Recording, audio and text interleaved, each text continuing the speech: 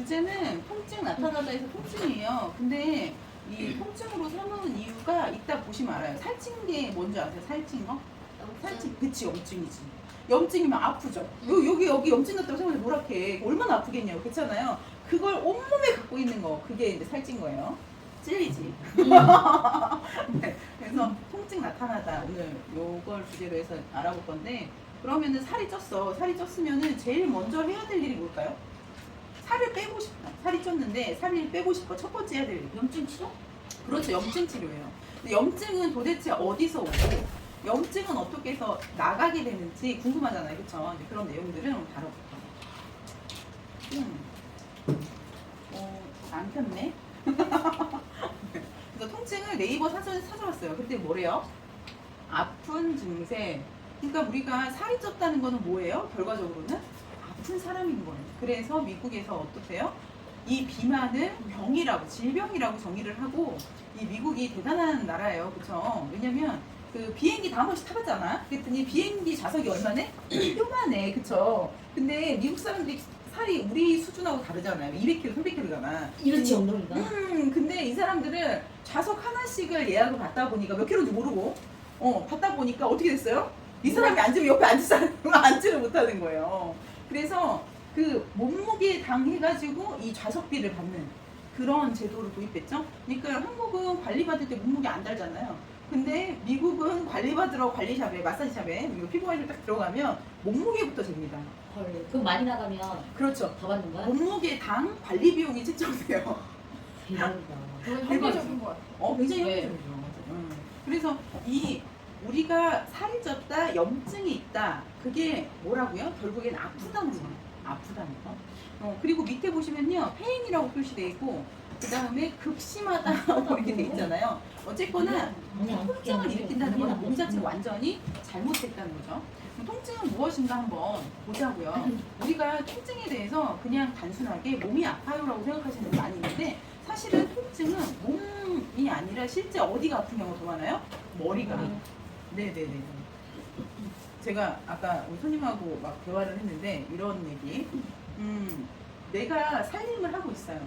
근데 혼자 살림하다가 혼자 집에서 열심히 일하다가 죽도록 일하다가 안 걸려서 죽어요. 이게 나을까? 아니면 집 밖에 나와서 동네 언니들이랑, 죄송해요. 동네 언니들이랑 시어머니 욕도 하고 남편 욕도 하고, 근데 이 뭐 동네 언니가 우리 집에 와서 시어머니한테 얘기할 것도 아니고 남편한테 얘기할 것도 아니잖아요. 마음 놓고 커뮤니티에서 얘기를 하고 집에 가서 좀 찔리니까 되게 행복한 결혼 생활을 하시면서 암 안 걸리고 사는 게 나은가를 생각해 보면, 사실 아픈 것에 대해서 그냥 정의 내릴 때 몸이 아픈 거는 사실 며칠 쉬면은 낫는 경우 많잖아요. 그쵸? 근데 마음이 아픈 거, 정신이 아픈 거는 도대체 낫을 수 있는 방법을 찾기가 힘들다는 거예요. 그래서 안 걸려 죽는 거보다 화병 나죠. 뒷담화를 하더라도, 그쵸? 맞아. 아니, 출고 가는 게 시어머니께서 말을 못 하잖아. 그쵸? 예의상. 그죠? 남편이랑 얘기하다가 애들이 들을까 무서워서 못 하시면 차라리 어떻게 해라? 나와. 나가서 누가 뭐 대나무 숲이라도 좋아. 얘기해가지고 이걸 푸셔야 돼요. 그러니까 우리가 신체적인 통증은요, 그냥 아프다는 감각을 뇌가 인지하는 거예요. 이게 무서운 얘기예요. 아프다는 감각을 뇌가 인지를 못하면. 제가 이런 경우 정말 많이 봐요. 아가씨들이 왔어. 근데 이 아가씨가 뭐래?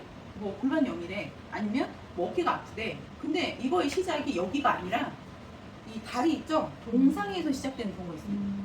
웃기지 않나요? 저도 젊을 때 어떻게 했겠어요? 맨날로 다녔겠지. 그래서 엄마가 맨날 잔소리 했겠지. 근데 늙고 보니까 알겠더라고. 이러면 다리가 겨울이 되면 다 터요. 그리고 앞에가 빨개져요. 이런 거 자체가 여기가 문제가 생겼다는 거잖아요. 그쵸? 그러니까 진짜 우리가 이 신체적인 통증이 아프다는 감각을 뇌가 인지하는 것도 감사한 거예요. 왜냐면 맨다리로 다닐 수 있었던 이유가 뭐예요? 그 다리가 아팠으면 그러고 다녔겠어요? 내가 맨다리로 이 겨울에 뛰어다니는데 살갗이 아파 터져 죽어. 그러면은 안 다녔을 거 아니에요. 근데 동상 걸려보신 분은 아시겠지만 간지럽죠? 네. 아픈 느낌보다는 간지러워요. 아니 간지러운 것도 있지만 네. 우리 형부가 동상에 걸려서 다리가 음. 새카매. 맞아. 죽어가지고. 지금도 그래서 연고 바르고 아니면 겨울 되면은 군대 감픈데? 네. 근데 그것도 살릴 수 있어요. 세포니까 우리는 살아있는 세포라서 살릴 수 있어요. 그분이 살리는 그 치유 에너지보다 오늘 하루를 살아가야 될 에너지가 더 많이 필요해서 치유 에너지가 안 나오면 낫지 않아요. 그거 안 낫더라고. 그러니까 제가 아까 젊었을 전에 때 그랬다고 그러는 얘기 말씀드렸지만 여기 있는 이 일에 그게 하루를 살아가는 나의 이 에너지가 더 많이 필요하다는 거예요. 치유로 가는 에너지가 적기 때문에 그걸 이제 늙었다고 표현을 하죠. 순환이 안 된다고 표현을 하고, 근데 결과적으로는 다 에너지의 문제예요. 우리가 그동안 공부 좀 많이 했잖아요. 거기에 이제 또 하나씩 탑을 한번 쌓아보시면 좋을 것 같아요. 그래서 감각을 느낄 수 있는 수준은 그래도 괜찮다. 근데 감각을 못 느끼는 경우가 더 문제다라는 거예요. 그리고 통증의 발현결로 보면요, 우리가 냄새를 맡았는데 이상하게 뭐 예를 들어서 매운 냄새를 되게 잘 맡는 사람, 비릿한 냄새를 되게 잘 맡는 사람마다 냄새가 특정 냄새를 잘 맡거든요. 근데 그게 나중에 좀 더 공부해 보시면 아시겠지만, 우리 지난번에 그 음량 공부할 때 나왔지만 그런 것처럼 그 특정 장기마다 자기의 냄새가 있잖아요. 그 냄새에 따라서 내 건강이 어떻다, 좋다, 나쁘다를 인지할 수가 있는 거예요.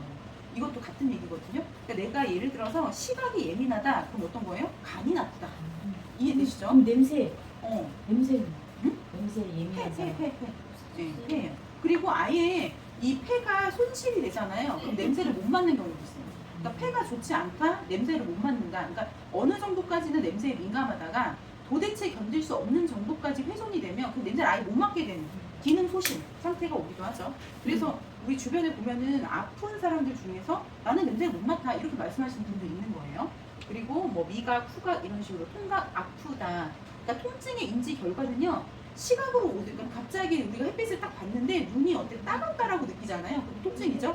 결과적으로 결과는 뭘로 나오면 아프다 한 가지로 나오는 거예요. 코를 냄새를 홍어냄새 맡아서 찌릿하잖아. 그러면은 순간적으로 나를 어떤 찌르는 듯한 극심한 그 냄새잖아요.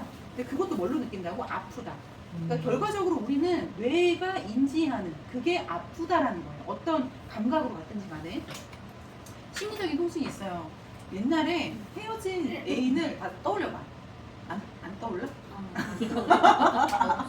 여자는 지금 남자를 기억하고 남자는 옛날 그를 기억한대요. 쓸데없는 기억. 근데 재밌는 게 뭐냐면 내가 옛날에 그 남자랑 헤어졌을 당시가 불현듯 떠올랐는데, 그때 헤어질 때 너무 힘들었다면 그때 막 심장이 어땠다라는 그 느낌이 다시 나한테 전해지는 경우 있어요. 저 같은 경우는 저희 아이가 죽을 뻔하다 살아갔는데 그때 생각을 하면 그때 그 감정들 있죠. 내가 아무 생각도 나지 않고 몸에 막 이렇게 내가 느꼈던 그 감정들이 눈물은 그대로 감각들이 그대로 이게 느껴지거든요. 그러니까 그런 어떤 과거의 기억 경험으로 인해서 아프다는 감각으로 얻어지는 경우가 있어요. 그리고 이런 경우도 있죠. 어떤 사람이 큰 사고를 당해서 이제 압사처럼 이렇게 벽 밑에 깔리게 돼요. 근데 결국에는 이제 꺼내서 잘 살고 있어요. 근데 이 사람은 갑자기 길을 걸어가다가 길이 좁아지는 것만 느끼면 순간적으로 자기가 아픈 느낌이 들어요. 이해되세요? 그러니까 이 사람은 좁은 길을 못 다니는 사람이 된 거예요. 그냥 그 공간이 좁다 이 자체만으로도 어떤 폐쇄공포증처럼 본인이 압박이 오는 그 느낌이 들어서 계속 과거의 기억에서 못 벗어나는 사람도 있더라는 거죠. 그래서 과거의 통증이 발생했던 때와 비슷한 상황이 반복되거나 기억을 통해서 뇌에서 회상이 되는 그 아픔을 회상하는 경우에 우리가 어떻게 뇌가 인지를 하는 게 아닌데 과거의 뇌의 기억으로서 아프기도 한다는 거예요. 그럼 우리가 느낀 통증이 다 진짜일까요? 한번 좀 생각해 보시면 돼요. 내가 손가락이 지금 아픈 것 같아. 이게 진짜냐 이거예요. 그래서 여기에서 어떤 게 나오냐면 우리가 뭐 이따도 좀 보여드리겠지만 어깨가 아프다고 말씀 많이 하시거든요. 근데 실제 어깨 통증을 호소하는 건 거의 어깨 근이에요. 여기 숄더라고 하는 부위. 그래서 다들 뭐라고 하냐면 여기를 만져줘라고 얘기를 해요. 근데 여기가 아플 확률은 5%에서 10%가 안 돼요. 네. 여기를 둔기로 맞지 않는 한 이 자체가 훼손되는 부위가 아닌 거예요. 그러면 얘가 아프다고 느낄 때는 도대체 어디가 아프냐는 거죠? 목이 아파도 얘가 아프고요. 넘어갔네. 팔이 아파도 여기 상완이라고 하거든요. 상체가 아파도 여기가 아프고요. 손가락이 아파도 여기가 아프고요. 등이 아파도 여기가 아프고 앞에 대흉근이 아파도 여기가 아플 수 있어요. 왜냐면 어깨를 둘러싼 인접 근육들 때문에 아프기도 하거든요. 통증은요. 대부분의 통증이 아까 뭐라고 했어요? 신체적인 거는 표시가 나죠. 근데 오래 진행된 심리적인 통증, 그거는 우리가 공감만 해줘도 나올 수 있다는 거예요. 이런 경우 있어요. 그 요즘은 상담실 많이 가시고 정신과 자주 가시거든요. 가셔서 막 얘기를 나눠. 그리고 시원하게 울고 나왔는데 갑자기 가슴이 뻥 뚫리고 머리 아프던 두통이 없어졌고 막 이런 경우들이 있거든요. 그런 것들이 대표적인 심리적으로 몸이 아프다라고 표현을 하는 거죠.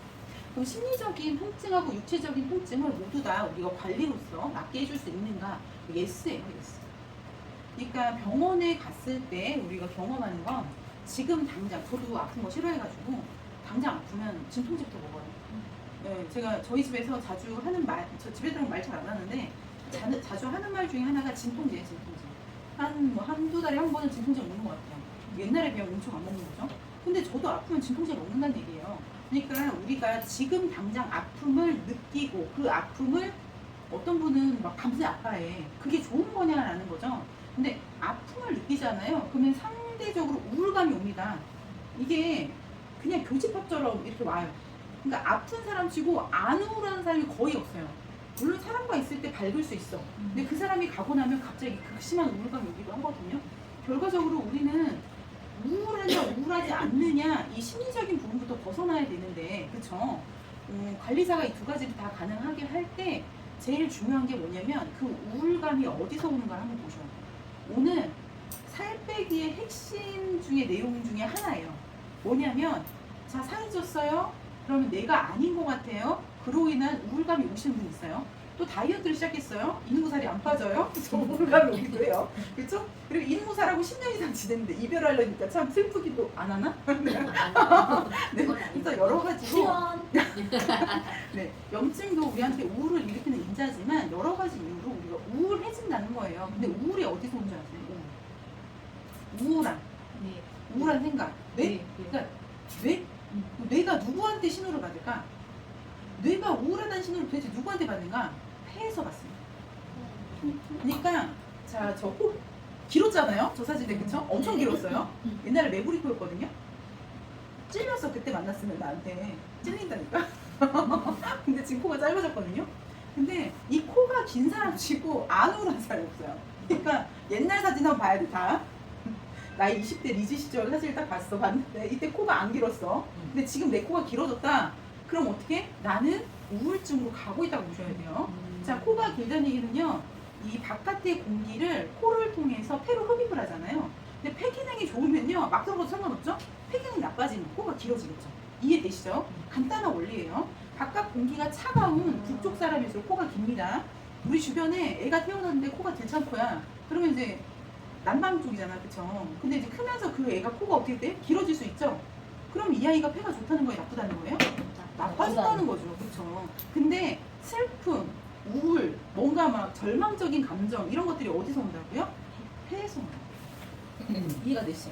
그럼 우리 손님이 왔을 때 폐를 가장 먼저 관리를 해줘야겠네요. 우울하면 살을 못 빼잖아요. 기뻐야지 이 행복 에너지가 나와서 내일 또 운동하고 싶지, 그렇잖아. 우울하면 이놈 운동해서는 뭐하나 이러면서 때려칠 수 있잖아요. 가끔 그런 생각 하시죠? 오늘 열심히 운동하고 왔는데 몸무게 달았더니 1도 안 빠졌어. 그럼 뭐야 운동해도 안 빠져 이러고서는 우울해 하시면서 운동 안 가시잖아요. 저도 예전에 이제 티켓팅 해놓고 오늘 갈까? 하면 나 이렇게 물어봤던 것 같아요. 갈까? 말까. 안 가고 싶잖아. 가봤자 운동에 힘들기만 하고 이제 살도 안 빠지는. 그쵸. 계속 가다 보면은 이제 빠질 수도 있는데 뭐 한두 번 가고 이제 힘드니까 안 가다가 어느 날 하루 갔다 오면 내가 기특해. 근데 다음날 되면 이제 근육통 오잖아? 그러면 또 안 가게 돼요. 그러니까 어떤 통증과 우울감은 거의 교집합이라고 보시면 되거든요. 그러니까 아프면 안 되는 거야. 안 아플 수가 없죠.